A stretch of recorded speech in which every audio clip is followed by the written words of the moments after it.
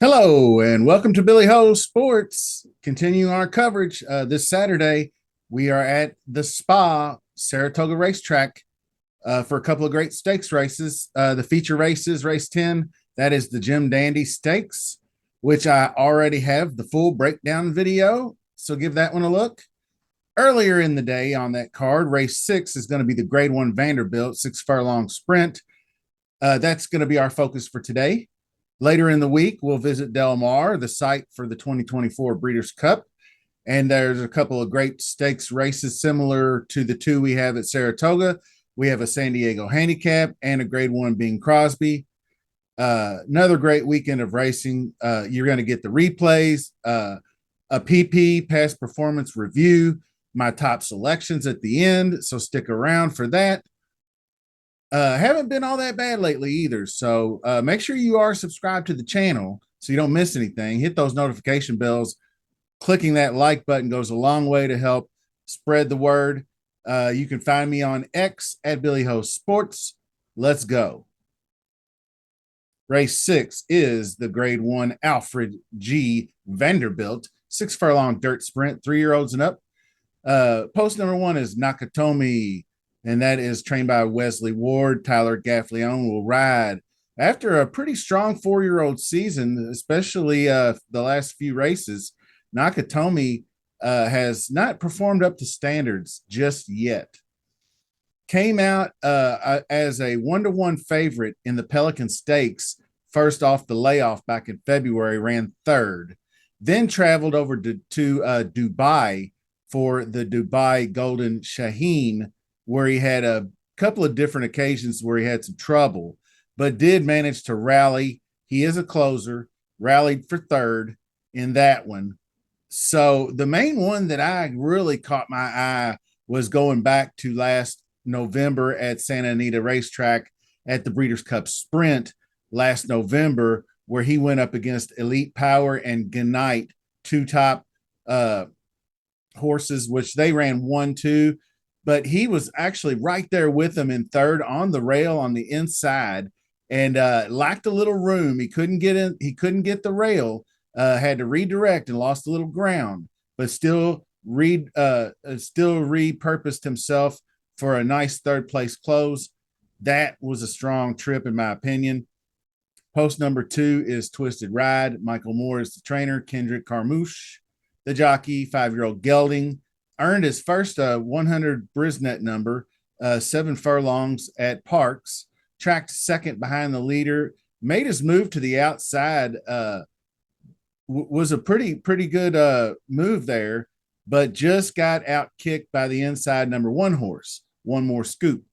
So solid results versus Allowance Company, but seems to lack the top end speed to win this race.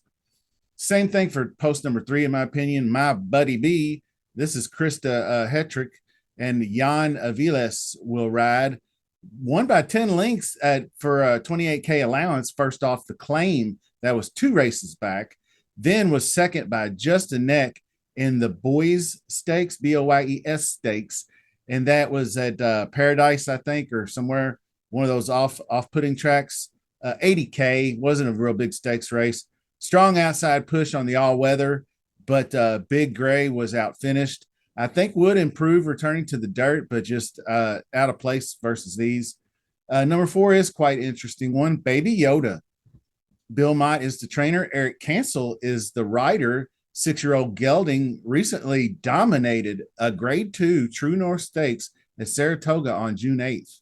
That made 2 in a row for Eric Cancel on this horse. After a long winless slump dating way back to all the way to October 2022. He was 0 for 23 in wins. So 2 already this year is a good news for Baby Yoda, and ran a big Brisnet number. The True North was actually his first major win in his career other than allowance races. So Mott seems to have him in good form and could possibly offer some value at the window, but I don't know. Baby Yoda with the cute name. probably going to draw some attention from the casuals. Post number 5 is Subrogate. That's Jorge Duarte. Irad Ortiz aboard, 4-year-old colt by Arrogate, coming in 3 straight wins in his own right. The most recent June 29th at Aqueduct was pretty impressive, tracking the pace setter in second place. I like those kind that are sit right to the outside. Nice move to take over at the top of the stretch and then blew it out down the stretch for a 6th-length victory. So Subrogate, I just think might lack the class. We'll look at the past performances in a minute to decide for ourselves. Now, post number 6, probably the one to beat, Skelly. Steve Asmussen trains. Ricardo Santana rides again. Ricardo's been up for almost every single race Skelly's ran. Speedy 5-year-old by Practical Joke. Does like to put him away early. He's managed to win in his last 3, or 2 of his last 3, I should say. But in all 3 of these races, the Count Fleet, the Lake Hamilton, he started developing this bad habit of getting out of the gate slow. Well, he was able to overcome those in the Count Fleet and Lake Hamilton, both relatively easily, raced right out to the lead and then put him away, and they couldn't catch him down the stretch. But then it caught up to him in his last race at Churchill Downs, the Aristides. Broke late once again, raced up to the lead, looked like business as usual, hit the stretch running, but here comes Close the Game Sugar. Close the Game Sugar came to win down the stretch. Monster effort by him. As we know, he came right back. Close the Game Sugar did in the Kelly's Landing Stakes. Beat a very good field. Horses like Hoist the Gold, Anarchist were in there. Tejano Twist. Really good sprint company, amongst others. So I think even if he got off slow again, he'd probably still get to the lead and be hard to run down. But it's possible that they can do so. So just keep that in mind. So just a quick reminder, make sure you're subscribed to the channel. Clicking that like button. Leave a comment in the comment section if you have any questions or hot takes on this race. Who do you got? Do you think Skelly bounces back off that second place? Let me know. Also, jump over to X, formerly Twitter. Follow me at Billy Ho Sports. I thank you for watching. Let's continue.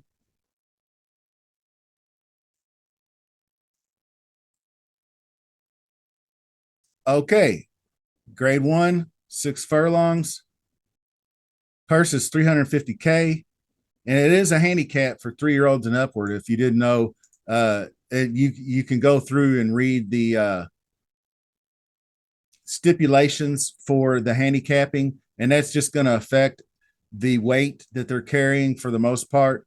So if we just pan through here, you can see Twisted Ride gets a 3-pound break, 4-pound break for my buddy B.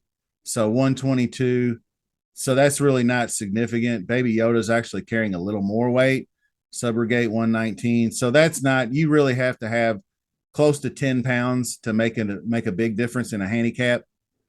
But anyway, the 2 and the 3 are tosses for me, basically. I don't think they're fast enough. You can see the rest of these horses. You're going to need a 104, late 100, middle 108. You can see neither one of these 2 really have that. I mean, they got mid 90s or whatever. And especially my buddy B just barely cracking the 99 in the big allowance win, but it was like $28,000, allowance. So those 2 I will toss. Nakatomi, like I told you, this Breeder Cup Sprint 107, 102s, really, really strong closing efforts. But I think that it could be curious. Been off for 3 months. Coming back from Dubai, that's not really always the recipe for success, but I think the works look pretty decent. 5 furlongs in a minute, 5 furlongs in the mud. That one's not really so much, but probably just some maintenance work. Got the bullet here, and then just been working pretty diligently leading up to the race. So Nakatomi looks pretty strong. I think Baby Yoda, this was the 103 that we saw. 106 middle pace, 94 late burst in the True North. So 90% Maddie. And it was a pretty good Gun Pilot, I believe, was the third place horse. It was a pretty decent field. I wouldn't say a super stellar for a grade 2, but a pretty good field that Baby Yoda beat there. But you could see the previous races have all been just optional claimers and not really wins. Obviously, I spoke on that. The only wins he's ever really had were allowances and optional claimers, uh, other than the True North.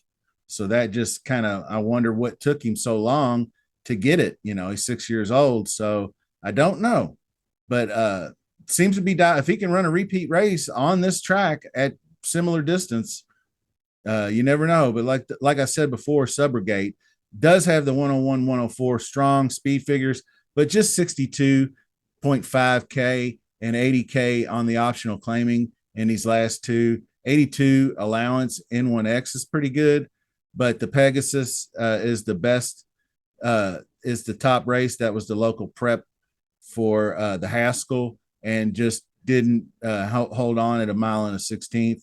But that's route racing, right? So they evidently have decided to leave him as a sprinter, and definitely has his most success there. So, in hindsight, sometimes going back through these, I kind of sway my judgment a little bit. Like, I would put this one in the category of, I don't think second in prime power, because I don't think the class is there, moving up in class from last start. The class isn't there, but the sire is there. Arrogate is a strong sire, 2.92 sire production index, 7.9 average win distance. So you would think that these route races would be there, but just doesn't like them. So can be definitely well at place. Might be a candidate for an upset. I'll have to take a deeper dive into that. You won't see him on my final selections, but I'll just say this. I would consider, just looking at the tote board, obviously Irad Ortiz aboard, big boost in the early speed. Everything looks good.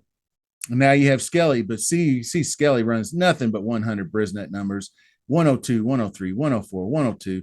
99 was a slight dip, and it probably suffered a little bit down the stretch because pretty much had the race in hand, and didn't need it all down the stretch. But you can see this is the one he got beat at. He got off slowly in that race. I showed you in the video. Definitely the first. But if you go back up, like I like to look at the top, you can see that's between 144 and 152.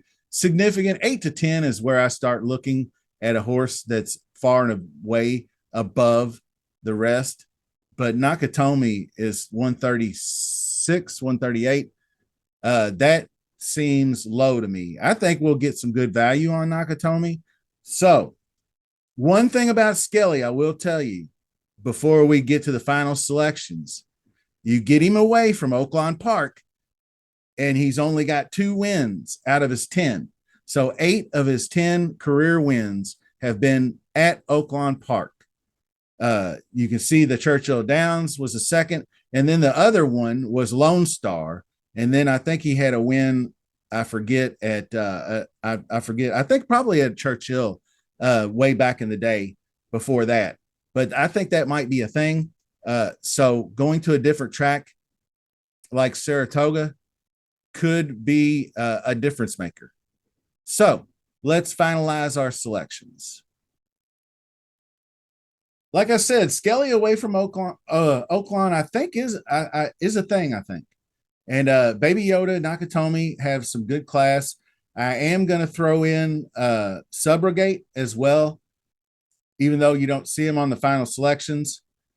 I think Tyler Gaffleone will have Nakatomi closer to the pace. I'm looking for more of an effort that was given in the Breeders' Cup Sprint. If that horse shows up, he runs down Skelly in the stretch. If Skelly gets away slow, he runs down Skelly in the stretch. If Skelly gets away fast, Skelly could be hard to catch.